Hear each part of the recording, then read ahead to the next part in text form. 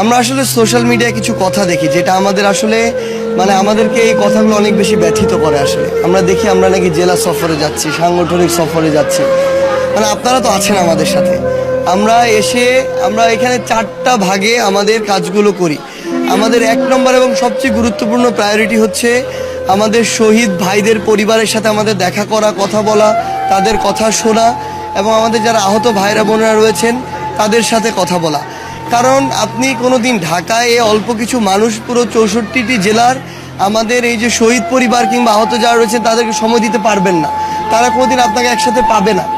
এবং তারা যে কথাগুলো আসলে বলতে চায় তাদের সবার তো এই মুহূর্তে ওই অবস্থাটিও নেই যে তারা আসলে ঢাকায় গিয়ে আপনাকে বলে আসবে। তাহলে এটা তো আমাদের নৈতিক দায়বদ্ধতার জায়গা।